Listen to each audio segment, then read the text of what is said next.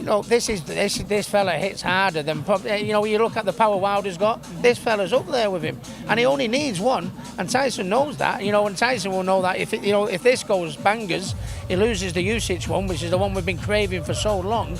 So no, I think Tyson will be on it tonight. But you've got to give the challenger, the credit. I don't think it's going to be a 1 and 2 round pushover. I think Tyson will have to sort him up, break him down. I think it'll be about 6 or 7, me. Well, Andy, you met Francis Ngannou for the first time this week. You seem quite impressed by him. How do you see today going? I mean, we had a little glimpse of the shape he's in yesterday. He looks like an absolute specimen.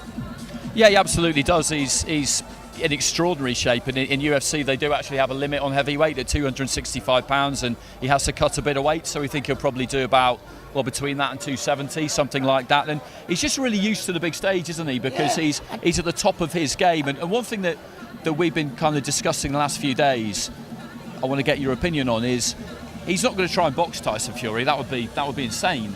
So you'd imagine he'll try and come in and be as unorthodox as he can. Yeah. And another aspect for Tyson, though, is that, we do expect him to win, but with that date in mind, he needs to win clean, as in no headbutts, no cuts, no damage. Yeah, well, they're talking about December, aren't they? I don't think that, I think that might be a little bit too quick. But, what you've got to think about with the opponent is he's big, he's massive, he's strong, he's used to being in these clinches, he's used to physical fights. I know, and Tyson can hit massively, but he's 16-ounce gloves on. He's used to be getting hit with them little mats on. Do you know what I mean? So so they think that Tyson's got the ability, and he could move and switch and walk him onto a big shot. We all know that's the case, but you got to just give him the credit where the credit's due. This channel, he's a big, strong man. He's used to pushing and shoving and grappling. Do you know what I mean? He's used to getting hit with them little half a bag glove on. you know what I mean? So I don't think he's going to go over in 1 or 2 rounds, and I think it's a more tricky fight than what we're giving Tyson credit for, to be honest with you. I think there's no doubt about it. We do think Tyson will win, but I think we're disrespecting the challenger, I think, by saying 1 or 2. I really do. Brilliant. Thank you so much for that insight, Ricky Hatton. Thank you, Andy Clark. We're now going to head over. Well, actually, oh my God. Goodness me, let's go champ. Let's go champ. How are we? Well, what a swap that is. Let's go champ. What's up, fellas? Shannon Briggs in. Now, Shannon, you are a former lineal world heavyweight champion. 2 times. 2 times? Yes, champ. 2 times lineal world heavyweight champion. Francis Ngannou could become the lineal world heavyweight champion of boxing on Saturday. Tell us your thoughts. Amazing fight. Two guys from 2 different sports, but 2 fight sports. I'm looking forward to two biggest guys in the sport, by the way. So I'm looking forward to it. It's going to be a great night of fighting. MMA fans is watching. Boxing fans is watching all around the world. It's going to be a great fight. I can't wait. You're going to hear me screaming, "Let's go, champ! Let's go, champ!" They're both champs. That's right. Let's go, champs! Listen, a lot of people in the boxing community in particular are writing off Francis Ngannou. They're saying he's got no chance. He's taken on the best heavyweight in the world. How can he do it? How can he do it? He got to get close. He got to fight his way in. He got to fight. He got to make it a fight. He can't try to outbox Tyson. Tyson's a skilled, pure boxer. He got to make it a fight. He got the best trainer in Mike Tyson, a guy that can show him how to get inside and work inside. If he try to stay on the outside, he gonna get beat bad. But if he get on the inside, he got a chance. He got a big punch, so he got a chance. Do you think that punch translates? Because he's used to punching people in the head in very small gloves. Now he's got these bigger gloves on. Do you think there'll be much difference? Is the power going to be the same? Well, I think he's been training about 3 or 4 months, working on it. So I think that it'll cross over pretty much. And plus, he doesn't have to wrestle. A lot of times when you're wrestling, it takes your energy. This is just punching. He should have a good, strong endurance base. Well, Andy Clark, it's a big event. Tell me a little bit about the shape that you're expecting Tyson to be in, and let's have this conversation. What are you thinking tonight? I think he'll be the same as he always is. I mean, he's settled around 19 stone, hasn't he, as his fighting weight. He's not body beautiful, but he's fit to fight. He's got good lungs on him. He's obviously got a good heart on him. He knows exactly where he needs to be weight-wise, and that's the key with you big guys, isn't it? You don't have to make a weight. You find your optimum weight. It might take a bit of time, a bit of experience to realise, particularly as you get a bit older, what you're really comfortable with. Right. I think as well, when you're that size, if you want to, you can manipulate it on the day. If you choose to eat heavy that day, you can be 10 pounds heavier than if you choose not to. So he can play with us a bit if he wants to too. I think the key for Tyson in this fight is legs. He's got the legs. He's got legs of like a light heavyweight. He can move. He can dance. If he stands right there, he could be in trouble. If he moves for a couple rounds, tires this guy's out, get this guy confused, looking both ways, take him in a circle, and then knock him out. How difficult is it to prepare for someone who's making their boxing debut? Tyson Fury is used to boxing boxers, right? Yeah. And boxers are going to do a certain amount of things. They're all kind of schooled the same sort of way, right? Right. This guy, we don't know how he's schooled. We don't know what he's going to do. Right. How difficult is that going to be to prepare for? It's going to be quite difficult. I myself, I'm going through the same thing. I'm fighting Rampage Jackson February 17th in Florida. Okay. And I'm fighting a guy, MMA former champion, and I myself have to worry about him swinging wild punches. He's going to get knocked out, but he's going to be swinging wild punches getting knocked out. Okay. Give me your final kind of thoughts on this, your final prediction. Right now, as you see that first bell ringing, Tyson Fury, Francis Ngannou, what's going to happen? Come on. Tyson Fury got that jab in his face. He can't see nothing. All he see is punches. And then all you see is the ride back home. Brilliant. Thank you so much, Shannon Briggs, for joining us. Thank you, champ. Thank you for having me. Absolutely wonderful. Having the champ, a former two-time lineal heavyweight champion, Andy Clark. Yeah, I mean, he was part of that just magnificent chaos of the 90s in the heavyweight era, which is one of my favourite decades. There was all sorts going on, you know, right from the beginning of it, right to the end of it. And you know, he knows his boxing, obviously. Mm-hmm. You know, he loves to have a bit of fun with the catchphrase and all the rest of it. And you know, we've all seen the videos of him in the speedboat circling around Vladimir Klitschko, but he's been in this sport an awfully long time. Yeah. And he's right, Fury just needs to try and keep it on the outside, and Ngannou has to do everything he can to make sure he gets onto the inside. It's really that simple. The big difficulty for Ngannou is you can have all the power, all the dynamite you want. If you can't detonate it, then it doesn't really count for anything. And hitting Fury clean is not the easiest thing in the world to do, although it might be a bit easier now than it used to be, given the style that he employs these days. It's exactly that. Let's see what they're going to look like on the scales. Tyson Fury will be up in a little while. We're going to throw to Thomas Triber now on the stage, about to introduce some of the fighters.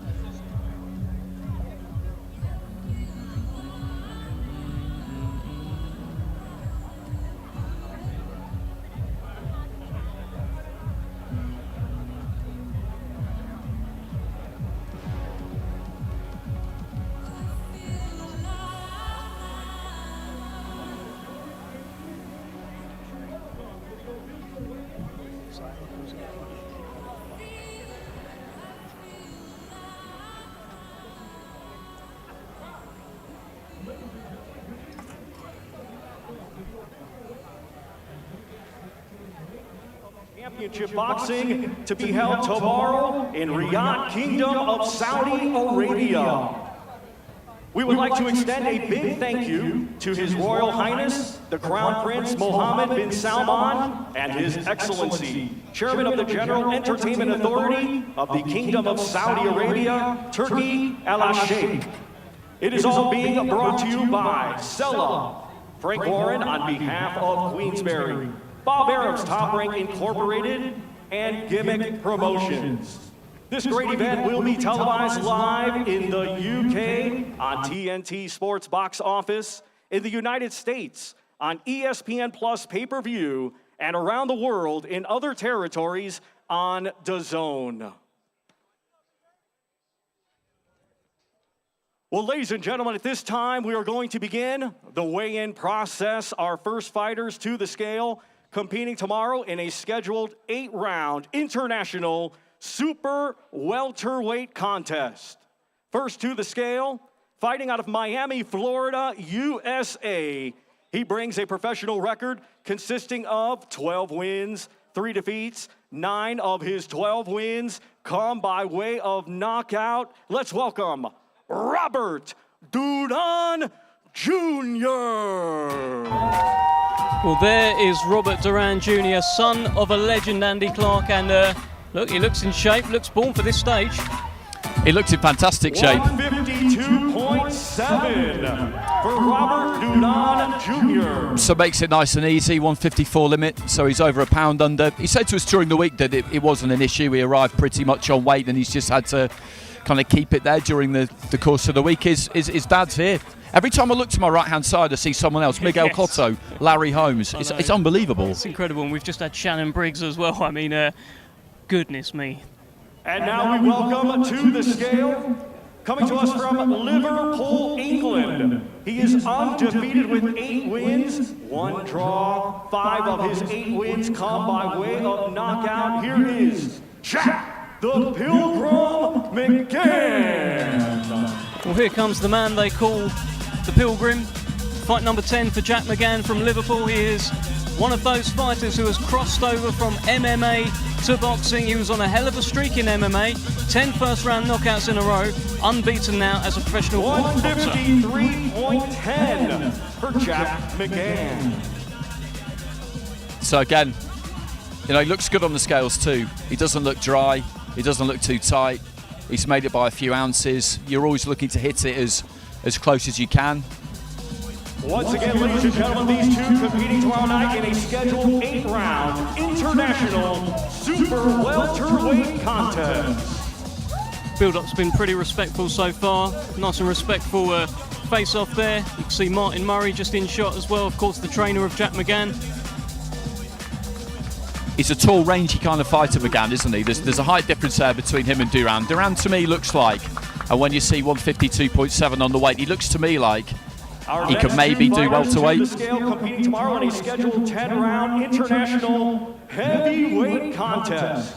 First to the scale, a native of the Democratic Republic of Congo, now making his home in Airdrie, Scotland. He brings a professional record consisting of 19 wins, just 1 defeat. 14 of his 19 wins come by way of knockout. Ladies and gentlemen, introducing Martin Bakole.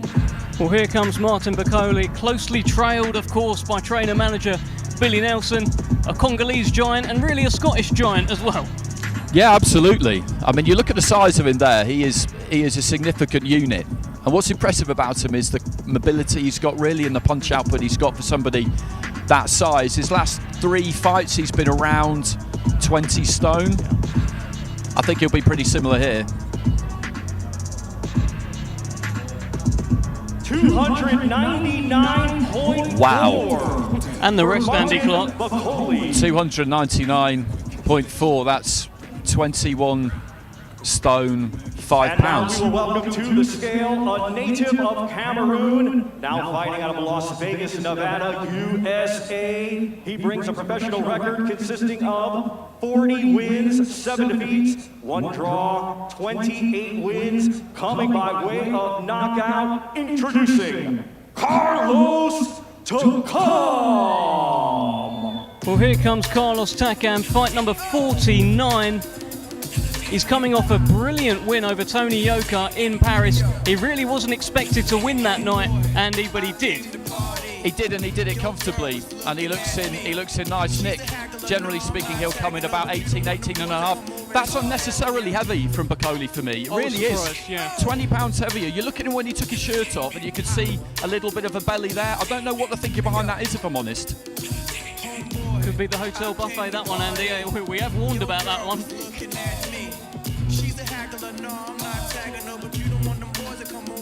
257.1 for Carlos 257, so that's Takam. 18 stone 5. That's pretty much exactly what he was in his last fight, a couple of pounds lighter.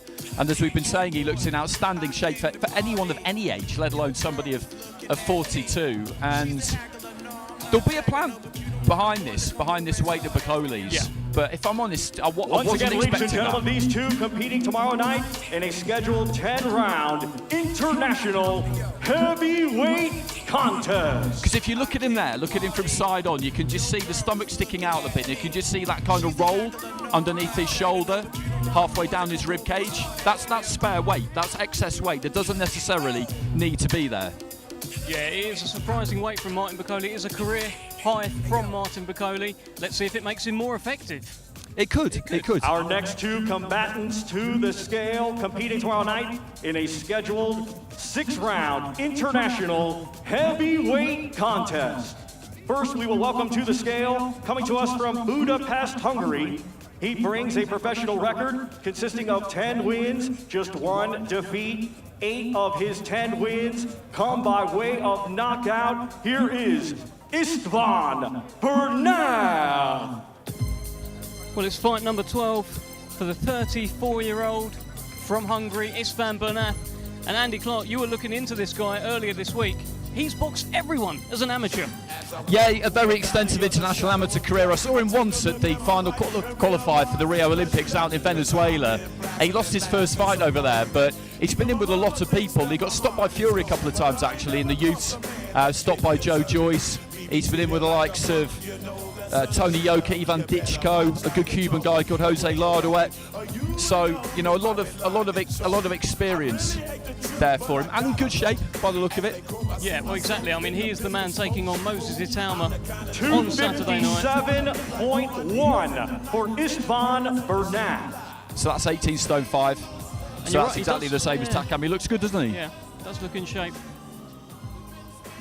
And now we welcome to the scale, coming to us from Chatham, Kent, England. He had a stellar amateur career, and now at just 18 years of age, he is undefeated with 5 wins. 3 of his 5 wins come by way of knockout. Here is Moses Itauma.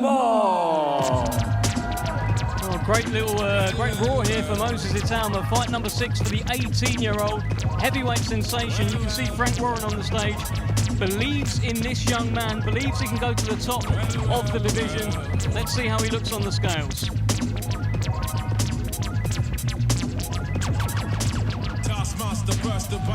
236.1 for Moses Itauma. So that's 16 stone 12, 236. There's plenty to come there, isn't there, physically, when you look at him, because he is 18, and Once again, this will sound a bit mad, but he is a bit boyish, that frame, when you look at it, particularly around the chest, around the shoulders a little bit. But that'll flesh out naturally over time. They don't need to go crazy with that, but to say that he looks like there's plenty more to come when he's nearly 17 stone, that's a good thing. Well, that is the lightest weight of his career so far. When he made his debut back in January, he was 248, so he's come in now at 236. I think he is leaning out a little bit. There's a little bit more hardness in him, in what I'm seeing, but great opportunity, great stage for him on Saturday night. Yeah, absolutely. And you're right, at the age he is, that's what'll happen. The pro training will take that kind of puppy fat off you. Lean muscle will replace it. Your body composition will change, basically. And that's what they're doing with him. Heavyweight Championships.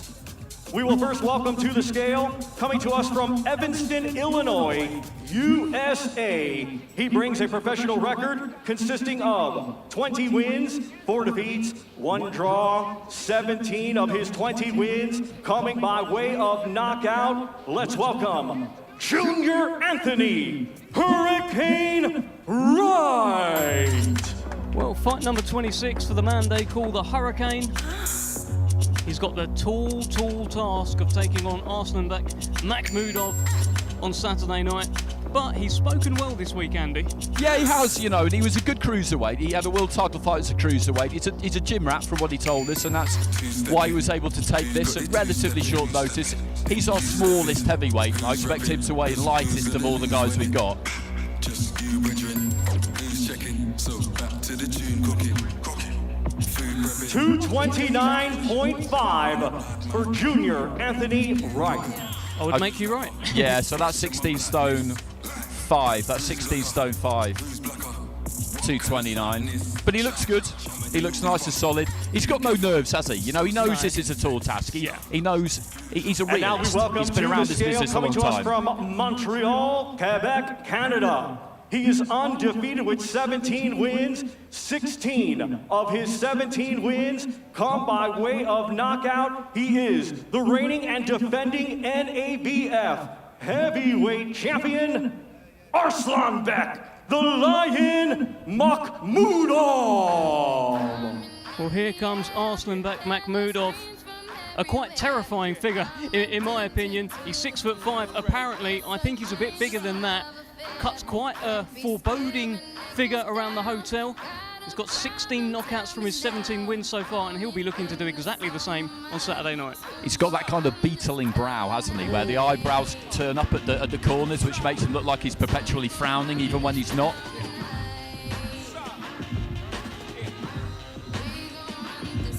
£260 for Arslanbek Makhmudov. 260, that's interesting. That puts him at 17 stone 8. No, 18 stone 8, 18 stone 8, which I think is a bit lighter actually than he's been in recent fights. He's been very consistent with his weights. He's been 260 to 265, but it's a bit lighter than he was last time. But once again, in terms of a percentage, it's nothing really, is it? In a scheduled 10-round contest for the NABF and vacant WBA Intercontinental Heavyweight Championships. As Makhmudov just holds that fist up quite close to the head of Junior Anthony Wright. My goodness. And what I found quite amusing was he tried to face off where he shouldn't be facing off. He just walked straight towards Junior Anthony Wright in the incorrect position because he couldn't wait to look into his eyes, Andy. No, he looks up for it, doesn't he? He looks very, very keen to get going. Chatting to him the other day, though, he's one of these guys who surprises you a bit. He was quite softly spoken, actually. But yeah, when he flicks that switch, he's a serious guy. To the scale competing tomorrow night in a scheduled 10-round contest. It will be for the vacant IBF and vacant WBO Intercontinental Heavyweight Championships. First, we welcome to the scale, coming to us from Trois-Rivières, Quebec, Canada. He brings a professional record consisting of 23 wins, just 1 defeat, 22 of his 23 wins coming by way of knockout, introducing the Grizzly, Simon Kean. Well, here comes Simon Kean. He's been an interesting figure this week. He's looked very, very intense. Anytime he takes to a microphone, he keeps it very, very simple, as I found out, quite to my detriment at the press conference, Andy. He made you work yesterday. Yeah. Luckily for you, you had Joe Parker sat next to you. Yes, I did. He is an intense guy. 255.1 for Simon 255, Kean. so that's 18 stone 3. So that's interesting because he's been 248 in his last 3 fights. So half a stone to put on there, which is not an insignificant amount when you look at the shape he's in. From South Auckland, New Zealand. He brings a professional record consisting of 32 wins, 3 defeats, 22 of his 32 wins coming by way of knockout. He is the former WBO World Champion. Lupesoli Ai, La'auli Ole, Mali Etoa, Joseph Parker.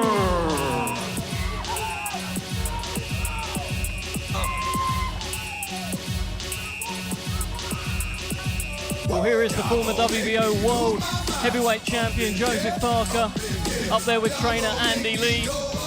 It seems every time we see him, he is more and more rejuvenated. Of course, had that thriller with Joe Joyce where he showed a lot of heart, Andy Clark. Yeah, he absolutely did, and they're a great team, these two. Andy feels the best is yet to come. Joseph thinks the same. We shall see. I hope they're right, because he's a good guy to have around. 250.1 for Joseph Parker. 250.1, that's 17 stone 12, so quite a lot heavier than he was for his last fight, but lighter than he was against Joyce. Yeah. Joyce was his career heaviest of 18 stone 3, 255, so he's in at 250. Once again, ladies and gentlemen, these two competing tomorrow night in a scheduled 10-round contest for the vacant IBF and vacant WBO Intercontinental Heavyweight Championship. Well, there is the intensity of Simon Kean, but this time it is matched by Joseph Parker, who's not taken his eyes off him until then. Well, exactly, but you know, you look at these two operate this week and they're different. Joseph's very, very experienced. He's stayed nice and calm and relaxed. Simon's been very intense all week. Hard to sustain that energy, but if that's naturally who you are, then it's difficult to turn that off. But Joe's just decided to tap in and raise that intensity himself just then. As you said, that was the first time. That's a sign of an experienced guy. No, absolutely. But even there, you could just see that intensity from Simon Kean. Oh, you can. As you say, maybe it is a little bit of inexperience at a top Ladies stage. and gentlemen, our next two combatants to the scale competing tomorrow night in our chief support. It is scheduled for 12 rounds, and it will be for the British WBO European, WBA Continental, and vacant Commonwealth Heavyweight Championships. First, we will welcome to the scale, coming to us from London, England. He brings an undefeated record with 12 wins. 11 of his 12 wins come by way of knockout. He is the reigning and defending WBO European Heavyweight Champion, Big D, David Adeleye. Well, here comes the WBO European Heavyweight Champion, David Adeleye. Unbeaten in 12 fights, 11 knockouts, and he is really on it. You can tell for this fight, the build-up has been very tasty. Biggest fight of his life, big opportunity, Andy. Massive. British title, vacant Commonwealth, the ranking belts, 3 top 15 rankings between them. So that means something. He looks frightening, Nick. 232 pounds for David Adeleye. 232 pounds, so that's 16 stone 8. And now we welcome to the scale, coming to us from Ipswich, England. Undefeated, he has 16 wins. 15 of his 16 wins coming by way of knockout. He is the reigning and defending British and WBA Continental Heavyweight Champion, Fabio Wardley. Well, here comes the reigning defending British champion, Fabio Wardley. He believes that he's seen it all before. He believes he's been in with sterner tests than David Adeleye, and he has oozed confidence in the build-up to this fight. He has, and I thought what he did well yesterday, and you let them go at each other, you kind of stirred them up a little bit and then let them go at each other, which was good. It was entertaining. He managed to patronise David Adeleye quite successfully, taking that kind of, not elder statement role exactly, but the more experienced guy role. 241 pounds for Fabio Wardley. So that's 17 stone 3, so that's a pound lighter than he was last time against Michael Coffey, but he's been very consistent with his weights recently. He's been around about that basically. That's what we expected, that's what we've got. David's a little bit lighter than last time, but ultimately they're exactly where they've been recently. Well, I believe this is the only... Once again, ladies and gentlemen, this our chief support tomorrow night. 12 rounds scheduled we have for the British, WBO European, WBA Continental, and vacant Commonwealth Heavyweight Championships. I do wonder what David Adeleye is saying to Fabio Wardley there. I saw a sort of calm down gesture from Fabio Wardley, but they do not like each other. The build-up has been very spicy. Yeah, it has. I'll tell you what's interesting when you watch face-offs is how they set their feet, because what you don't want to do is stand with your feet square, because you've got nothing if somebody shoves you. And Wardley there just had his feet just set a little bit and his torso just leaning back slightly. You've just got to be ready, because we don't want to see a shove, not after what's happened between these two, because kind of anything could happen, but at the same time, if you get pushed, you can't go flying backwards. That's no good. So this close to the fight, you can't be taking No, chances not at all. like that. It's quite a tall stage as well. It's quite a fall back down if you do fall off of that. Great to see the Lord Lonsdale belt there. It is glistening, and it's great to have it on the line for this fight.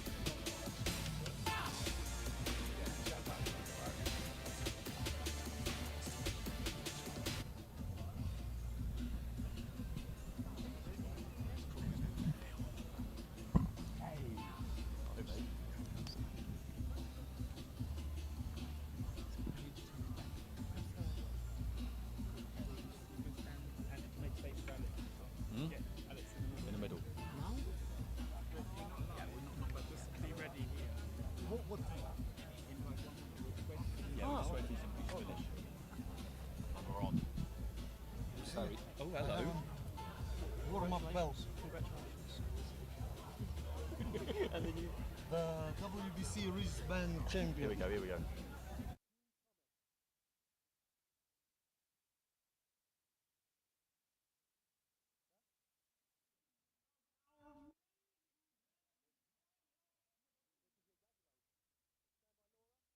Right, well, a spicy face-off there with Wardley and Adeleye. Can't wait for that one. Delighted to be joined by a man who will be keeping a very close eye on what happens on Saturday night. I see you. Alex Krasik, how are you? Not bad, not bad. Happy to be here with you guys. Tell us how you're feeling about this fight. Look, it's no secret. Your man has a fight lined up. Your man Alexander Usyk has a fight lined up with Tyson Fury. Yep. But Tyson Fury is fighting this monster in Francis Ngannou first. But he is a monster. Look at him. Boxing-wise, let's see on Saturday night. But he's as a fighter, he's looking great. He's motivated. He's well trained, and he have this big heart. I mean, in his previous MMA career, he showed it many times. Well, from the side of boxing skills, this is something that can determine the result, of course. But it will be amazing to watch it. How does it feel to be here in Riyadh? It looks like the guys here are putting an awful lot into our sport, and what a spectacle.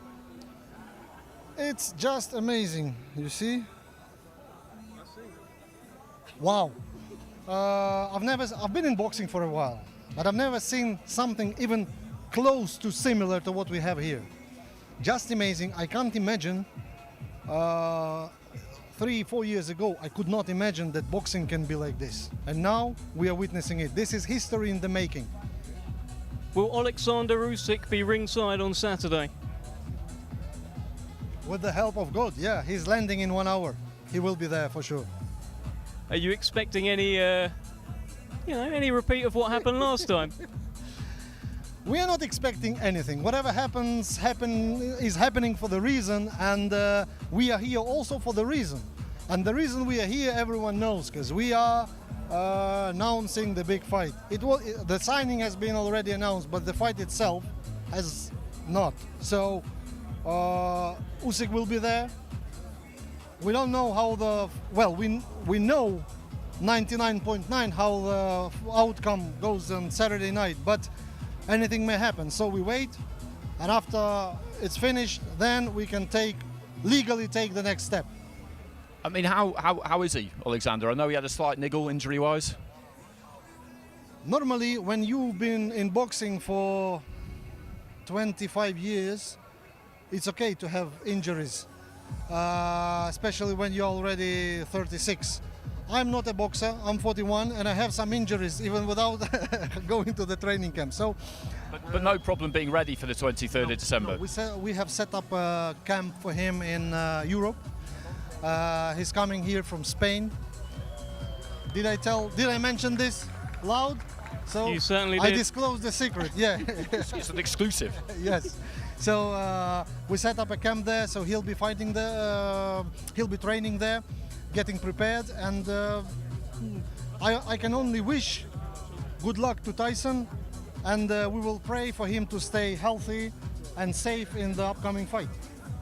It feels like there's going to be a lot of people, Andy, ringside, watching the fight, either like this or like this.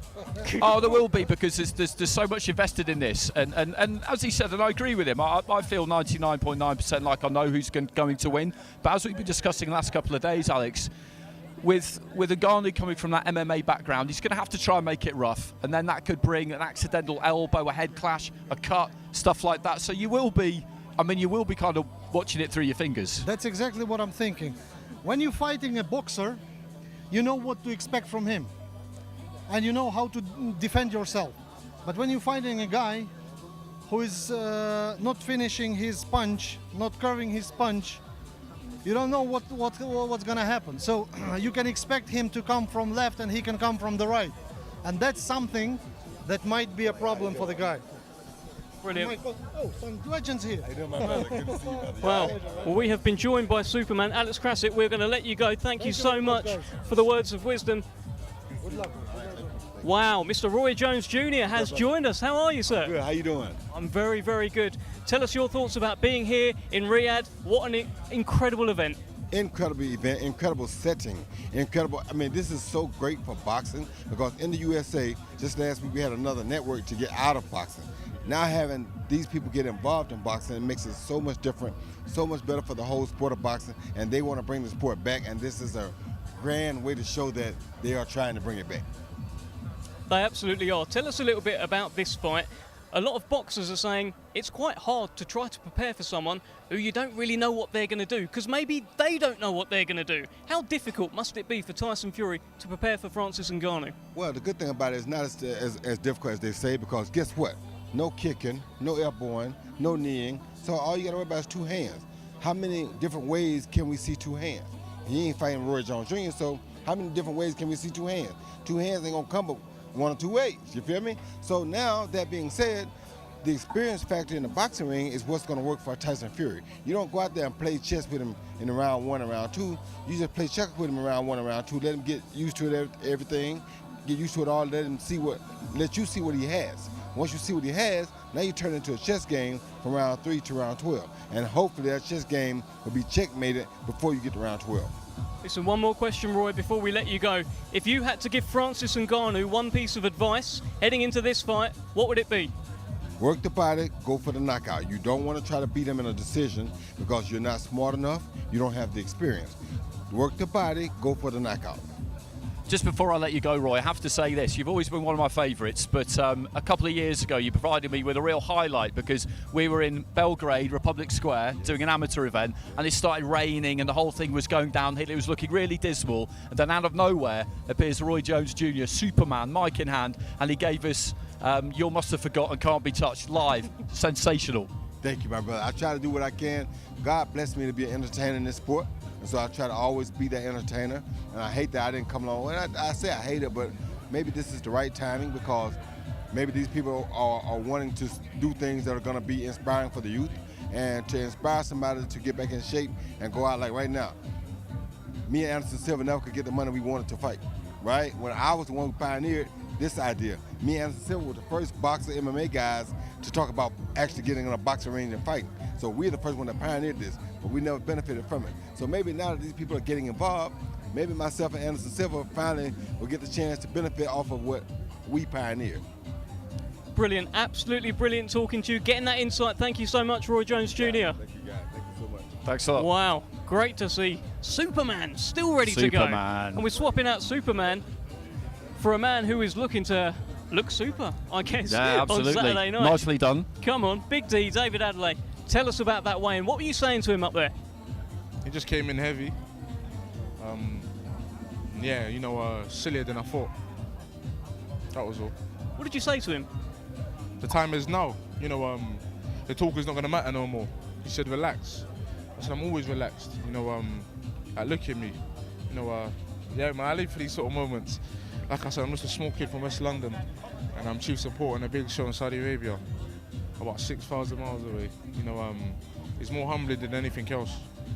Just give us an idea of what you do between the weigh-in and fight night, because there's a lot of time to kill now, and you can't be investing too much emotional energy into it. You need to try and switch off. How do you do that? You know, just another day in the office, right? I go home, I sleep, I'm gonna chill, probably do my press-ups, you know. Yeah, you know, I need to go eat. I think there's an event afterwards we're gonna go to, so yeah, just have some fun there. You know, it's nothing really new. You know, different opponent, but it's just the same thing. You know, I've had these fights many times before. Same thing in the amateurs. You know, I'm used to weigh in the amateurs and I fight on the same day, so it's nothing really new. So I would imagine that Fabio Wardley is going to go to this same dinner. Are you going to be watching how he eats again?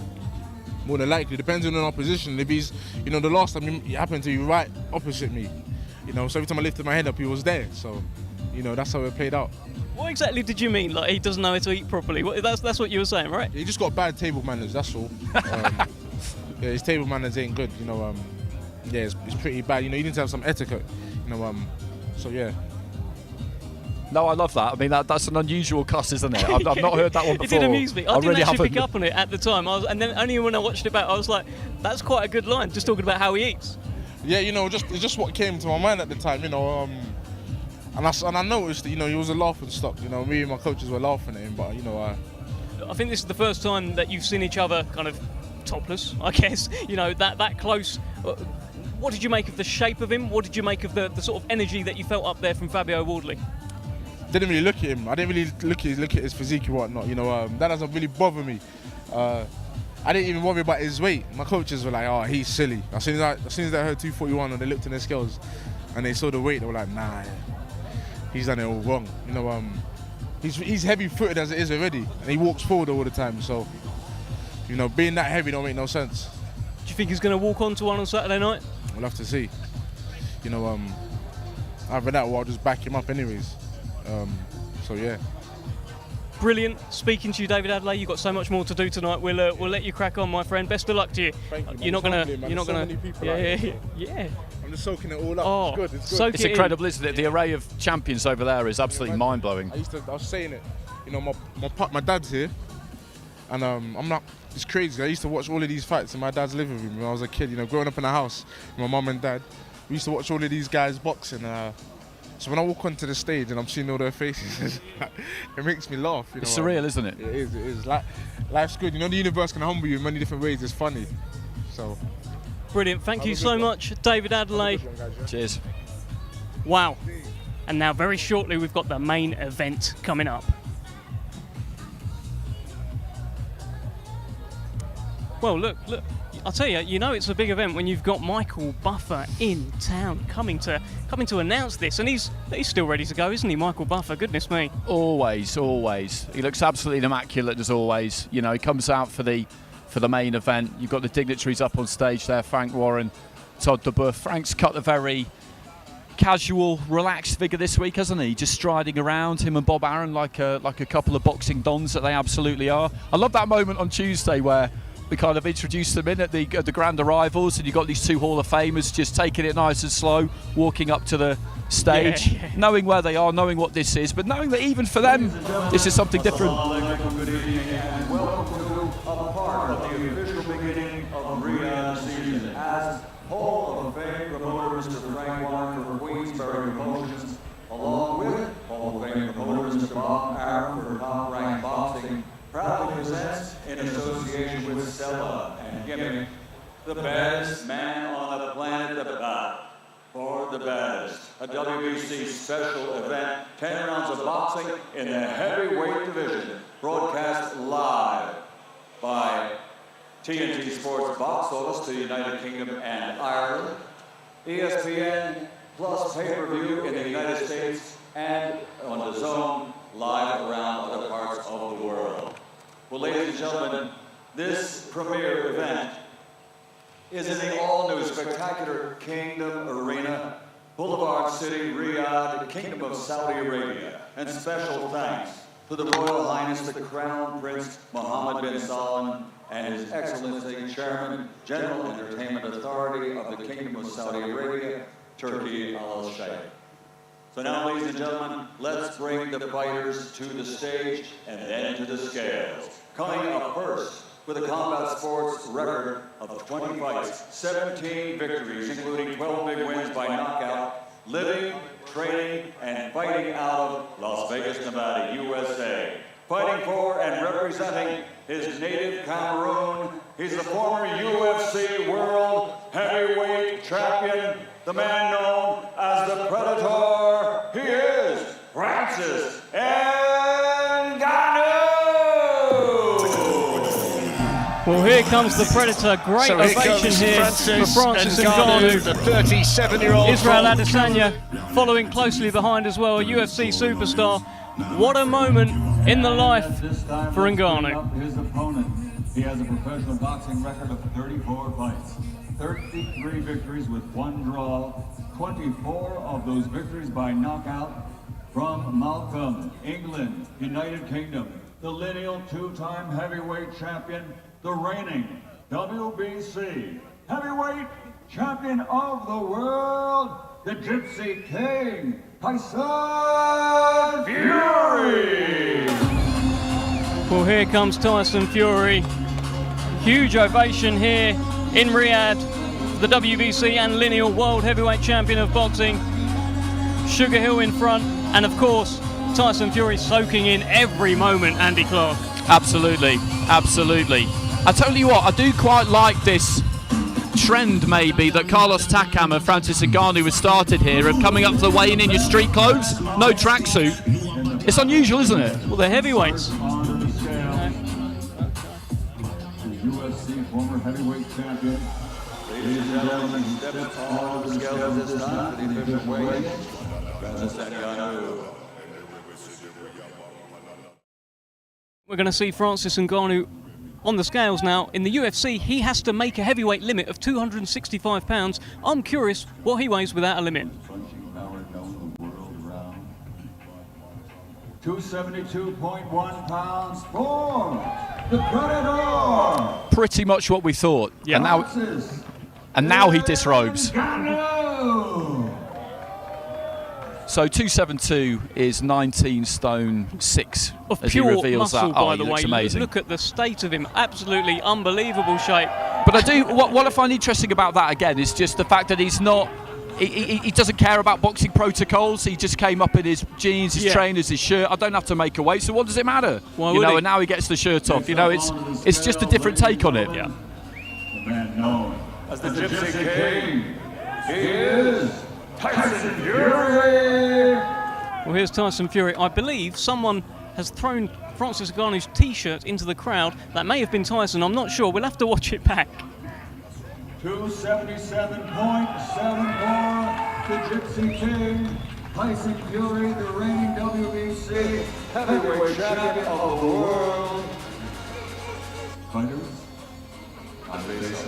So 277, that's 19 stone 11. That's exactly what he was against Wilder the third time around. But he's got his tracksuit on and trainers and hat, and I mean that might be 3 or 4 pounds. Yeah. And it's the same with Ngannou, by the way. He's got his trainers, got his jeans on. And a watch. Yeah, and a watch. I think that's the watch that Cristiano Ronaldo gifted him. The event takes place tomorrow night at the Kingdom Arena. Starting season 2023. The Battle of the Band. Who will be the best man on the planet? The brother.